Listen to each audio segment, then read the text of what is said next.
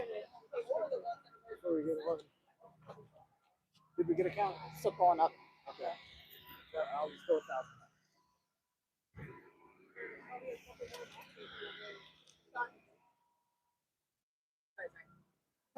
Say 10,000 with the case 10,000. Cool. Thank you.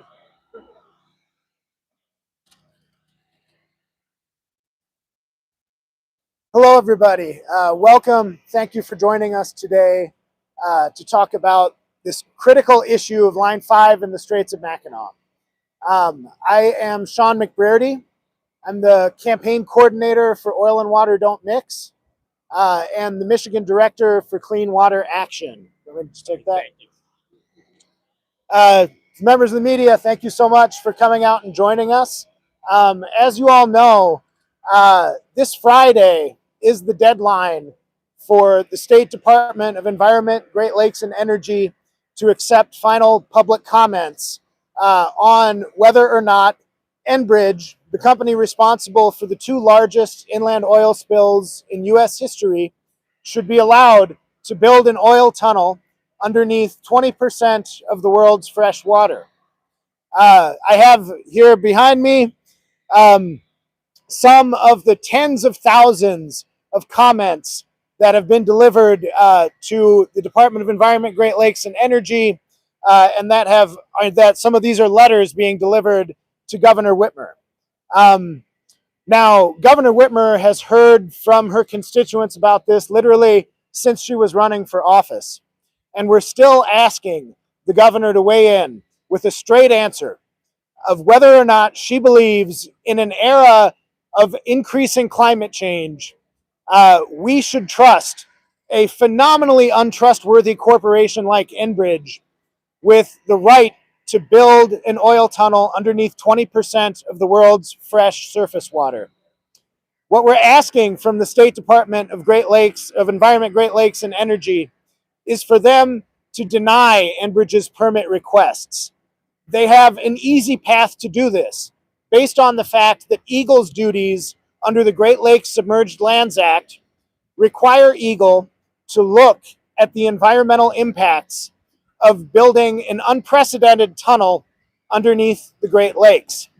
What Enbridge doesn't say in the fancy PR that they put out all across our state is that if built, this would be the most highly pressurized tunnel in the history of the world. At 17 bar pressure, it would have the pressure of 17 atmospheres crushing down on people working in the tunnel. The pressure of 5 atmospheres is enough to kill you. Workers building this would have to be in bariatric suits. The technology that they're using here is untested. The rock quality is, as one expert hydrogeologist who has spent his career digging over 100 miles of tunnels here in the Great Lakes Basin put it, the worst rock quality he's ever seen for drilling a tunnel. In the 10th of the industry recommended geotech research that Enbridge did, 1/10 of the research, roughly half of the rock samples they took were rated between poor and very poor for drilling material. They should be anticipating methane in the tunnel profile, and they are not. They should be anticipating heavy water flow into the tunnel during construction because their own research showed that the porosity of the rock is actually more similar to gravel than it is to bedrock. They are not anticipating water inflows. And it is up to our State Department of Environment, Great Lakes, and Energy to hold Enbridge accountable, to actually look at the facts about whether or not it should be permissible to drill an unprecedented oil tunnel under the Great Lakes, and to stand up for the people of Michigan by saying no. And after our press conference today, we're going to walk over here to Governor Whitmer's office behind us and drop off thousands of letters from concerned residents across the state of Michigan asking her to take a public stand. And again, let us know if it's her position that this is appropriate to allow such a phenomenally distrustworthy company as Enbridge, with their history of oil spills across our country, to dig an unprecedented oil tunnel underneath the Great Lakes. And I would like to hand it over. We're going to take media questions at the end here today. next like to hand it over to Dr. Nicole Kiwe-Biber, who is our Michigan organizer for Clean Water Action focused on Line 5 and an Indigenous member of the Little Traverse Bay Band of Ottawa Indians. Nicole, please hold these mics. Okay.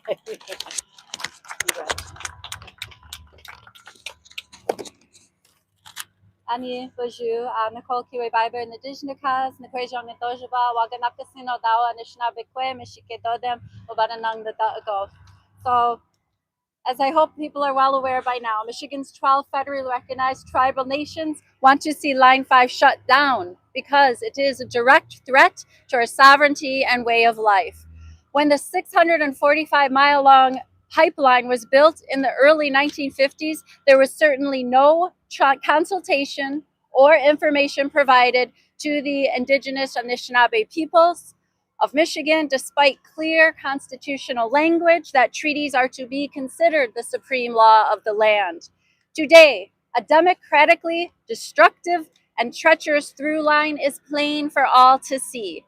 The willingness of elected governments to enshrine the interests of profiteering corporations above the voices and sustained well-being of the people and the waters upon which all living beings depend for baseline survival. Everyone who relies on clean water to drink, to bathe, to fish, to enjoy life should be aware that this proposed tunnel scheme is rife with geotechnical shortcuts, engineering red flags, piecemeal permitting that fails to fully interrogate the implications of failure and instead relies on the sunny forecasts and reassurances coming from the financially biased foreign oil corporation, excuse me, that only seeks to keep the $1 million a day toxic tar sands oil pipeline pumping. At 73 years old, the entirety of Line 5 is more than 20 years past its projected lifespan and poses the threat of a rupture to numerous bodies of water, surrounding communities and wildlife.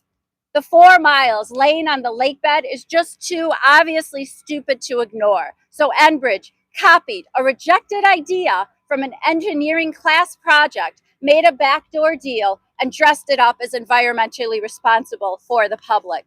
The tunnel is a phony solution. Excuse me. And even as inadequately written, fails to meet the standard for an Eagle water permit, as the impacts on the wetlands and environmental water quality and nearby residents would be well beyond minimal. Our Anishinaabeg ancestors already have had final resting places desecrated. Our whitefish, more than human relatives, are already struggling to survive the consequences of centuries of foolish decisions that favored profit over respect and care for the water. Our state government should respect treaties with tribal nations, not encourage 99 years more of foreign oil profits at the expense of our Great Lakes. Big oil executives like the ones at Enbridge expect, they feel entitled to a return on investment for their campaign contributions. Sorry, thank you. They expect a return on investment for their campaign contributions, their seemingly benevolent sponsorship of community events and projects, their focus on propaganda that is equal parts greenwashing and fear-mongering. Such unseemly, unjust influence must end. Every one of these letters being delivered today were written with clear purpose, with love for the Great Lakes, and with the hope that at long last, we will be the ones to influence decision-making on behalf of the next 7 generations. We need to shut down Line 5 and reject the Enbridge tunnel scheme. Next, it's my honor to introduce Erica Bolden, Michigan Climate Action Network. She'll talk more about these lovely fish you see in the background. Awesome. Ooh, so many. I didn't realize. Awesome. Thank you so much for the opportunity to speak about this today. I will make it brief just because we've run into some weather.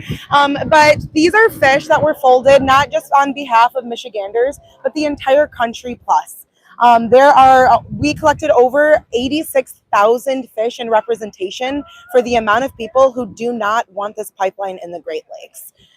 This is a collected effort on a number of different organizations across the Midwest that got together and made sure that they could get people to show up and show out, and that's exactly what they did.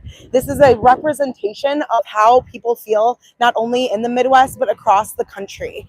We have a responsibility to protect the Great Lakes, and this is just proof that not only do our constituents and our residents here know what's best, but they know what they want, and this is not what they want. So our hope is that in this symbolization, we can deliver this, just a portion of it to our elected officials so that they can understand just a portion of how the people across the country feel about having a pipeline in the Great Lakes, and that is they do not want it. So thank you so much for your time. Thank you very much, everybody. We are going to head across the street to the governor's office to drop off the letters to the governor in just a moment. But before then, want to open it up to questions from the press. And I also did want to point out, for years, I know you in the media and those of us watching at home have heard from Enbridge about how without Line 5, they'd have over 200 trucks crossing the Mackinac Bridge every day to deliver oil. That's been proven untrue by Enbridge's own experts in court. However, even the U.S. Army Corps of Engineers, in their study recently, identified that for the 6 years of tunnel construction, over 230 additional truckloads a day will be crossing that bridge to help build a Great Lakes tunnel that only benefits Enbridge. Now I'd love to open it up to any questions before we head across the street.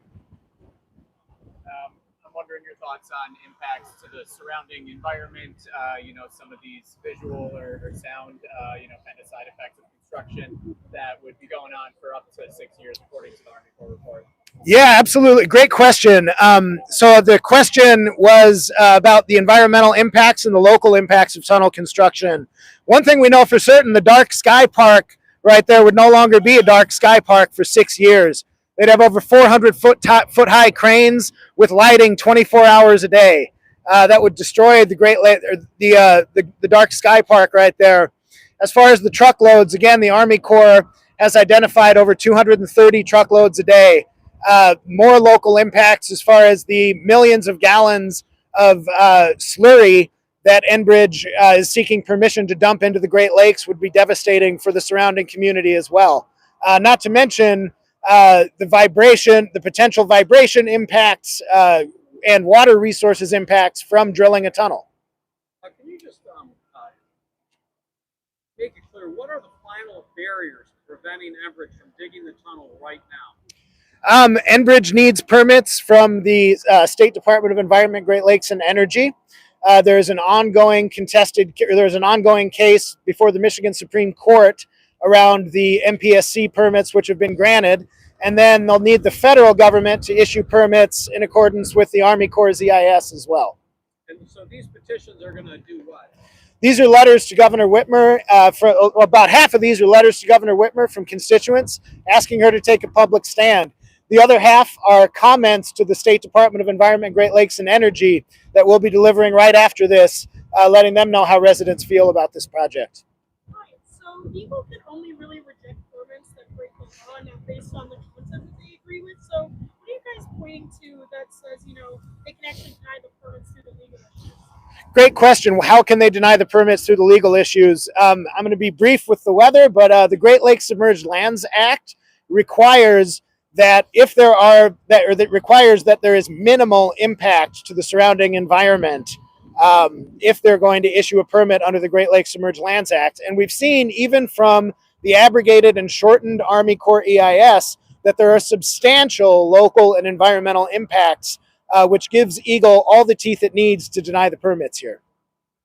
I know the initial plan on the notice was to meet with Director Roos today as well. Have you been able to set up that meeting?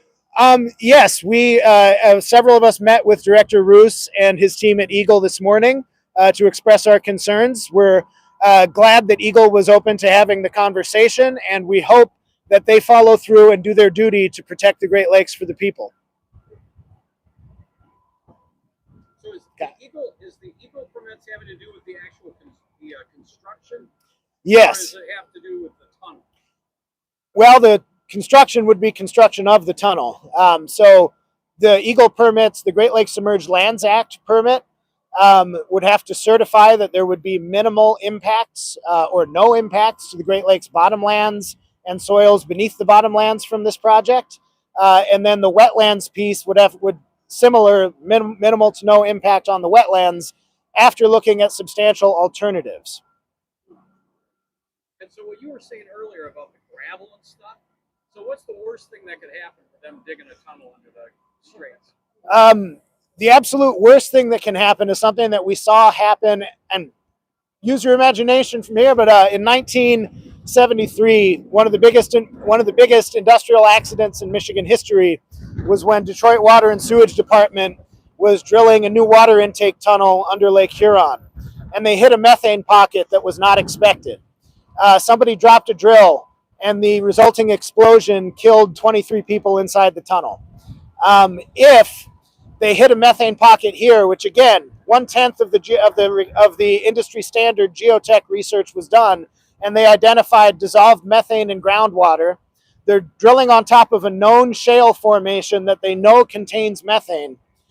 If they hit an unexpected methane pocket and there is an explosion, that could not only result in the deaths of anybody working inside that tunnel and the flooding of that tunnel behind them, but could also have surface impacts. They plan on building this underneath an operating pipeline, and they know that it's not bedrock between the two due to the water porosity that they found.